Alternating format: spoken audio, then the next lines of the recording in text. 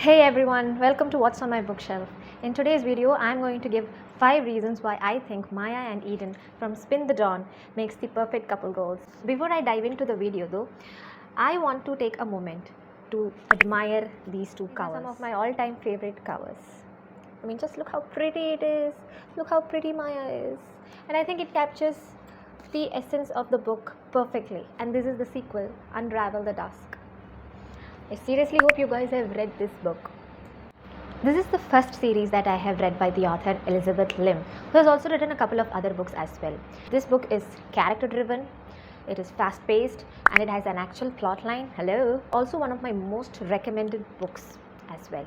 One of the best things I find about this book is how the author has managed to capture a balance between the adventure part as well as the romance part.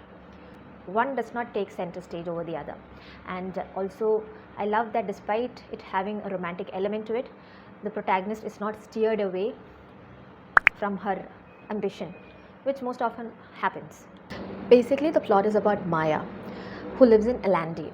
I think it's supposed to be set in Asia.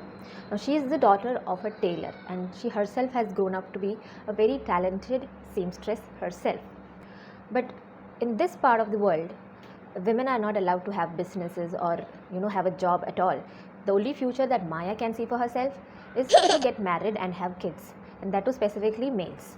She also has 3 older brothers, but 2 of them are no more due to some war that was going on long time ago. And her another brother, the youngest of them, he has a broken leg, so he cannot be an extremely functional member of the family, especially in those days when their medicine was also less.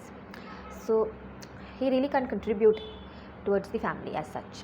Her mother also has passed away, and her father is mostly bedridden and is pretty old. So basically she's the one who runs the business. Her father is the face of it, but behind doors everything is being taken care of by her. So she's a wonderful seamstress as well as a businesswoman. That is what we gather in the first few chapters. So then comes the important part.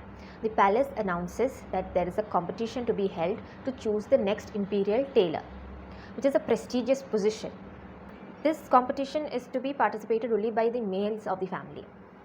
Obviously she is not a male, and the male members of her family are unable to take part, and she cannot let go of this golden opportunity.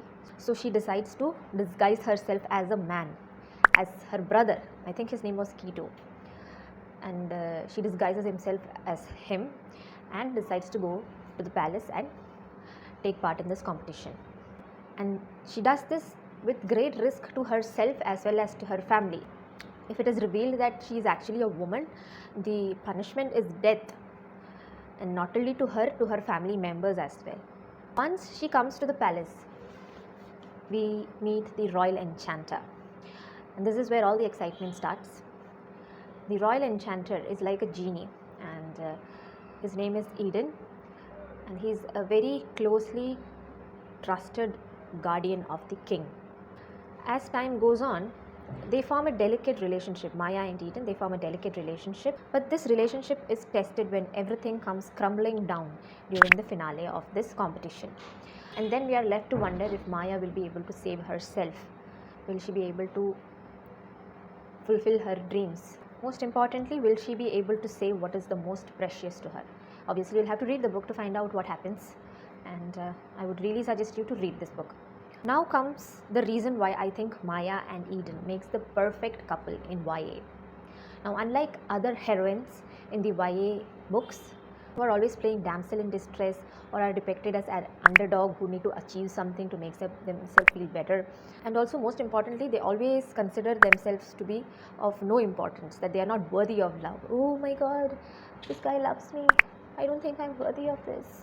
Among all these populated YA books comes this breath of fresh air, Spin of Dawn, with Maya, and she's so refreshing. I wish I could keep reading about her, like keep writing spin-offs about her or something. Just 2 books didn't seem enough to me. Maya is depicted as a very strong female character. Of course, she has her reasonable doubts. I mean, it's not easy to be a girl in this world where only men are allowed to do everything, and women are meant to be, women are only meant to be married and have kids. So the decisions she take, obviously she will have some amount of doubts while she takes them, but the important part is that she takes the decisions nevertheless. And her ambitions are not something run of the mill either. She's an awesome seamstress, and I think she knows it also, and she wants to become the next imperial tailor, even though she knows that this job is only meant for males and females are forbidden to participate. In the beginning of the video I had mentioned some weak heroines like damsel in distress and such. The reason I say this is because the authors make them strong superficially or use fake empowerment as a tool. But what this does is create a lack of depth in the characters. For example, Alina from the Grishaverse trilogy, she used to constantly think that they have taken the wrong girl, that she does not have this power, even though she is using her powers every now and then. But she's constantly in her mind thinking, oh no, they have the wrong girl. Luella from A Deal with the Elf King, she was this healer in her town, but once she was decided to be the next queen in that elf kingdom, she was like, oh, my town will miss me, my job is a healer, and I don't want to be queen, I'd rather be a healer. I mean, what is that? What are you trying to do? I mean, why can't you be a better person as a queen? You could do so much more as the queen than you can as just a healer. And also, I don't think the town actually cares about her as much as she likes to think about it, because I'm sure they will be like, a good riddance, you don't have to do anything with the human queen, you know. So that kind of a characterization is very annoying. Worst of this is Farah from ACOTAR series. I've read only the first two, and my god, I'm just angry with myself that I have read this book.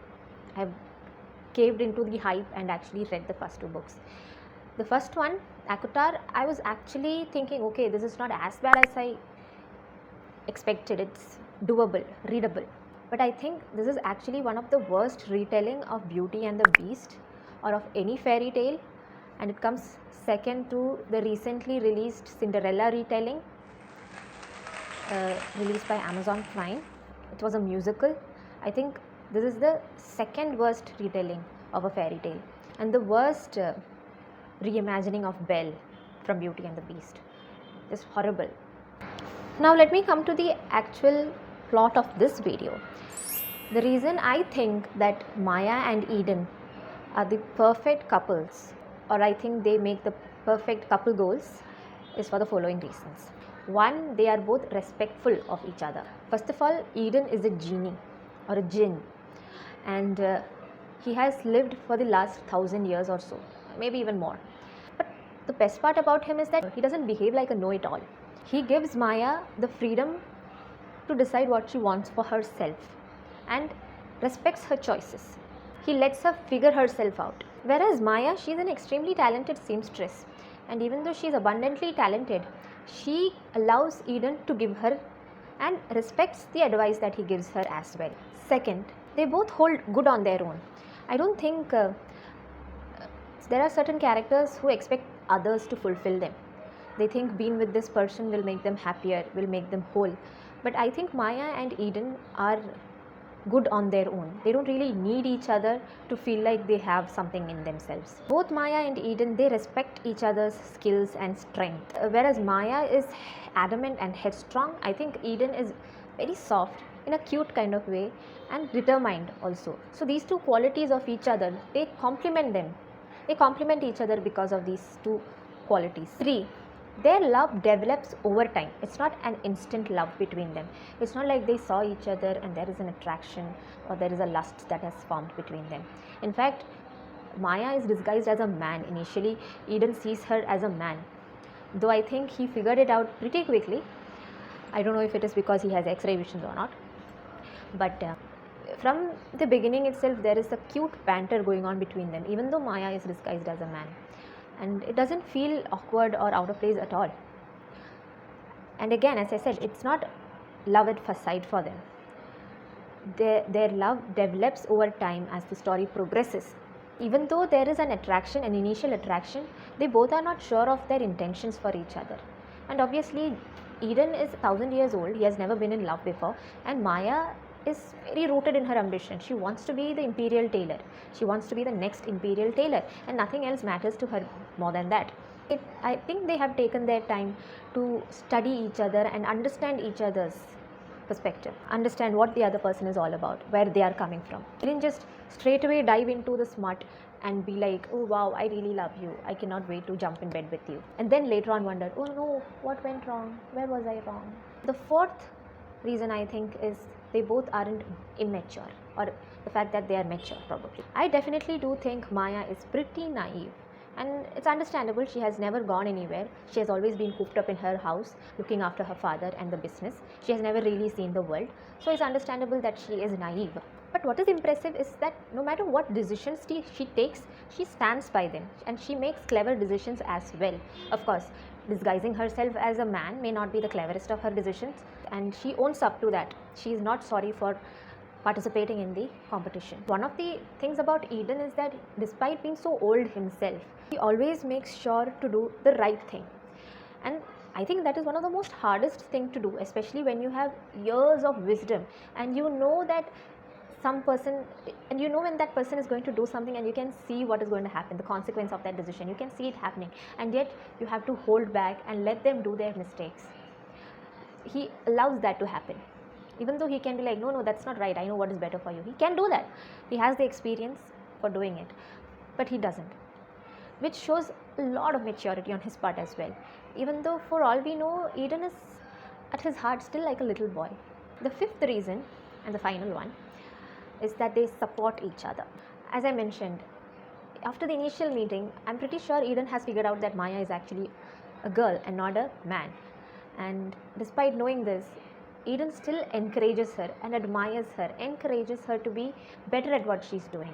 The kind of faith that Maya shows in Eden, even though she does not explicitly do it, but her body language and the way she looks up to him, it kind of shows that her faith can probably even move mountains. The best thing is that they both are supportive of their dreams and their ambitions, which is the basic need of any partner, or what we want in a partner. So what I loved about this couple is that they showed a lot of maturity and emotional intelligence without layering it with feminism and fake woke empowerment.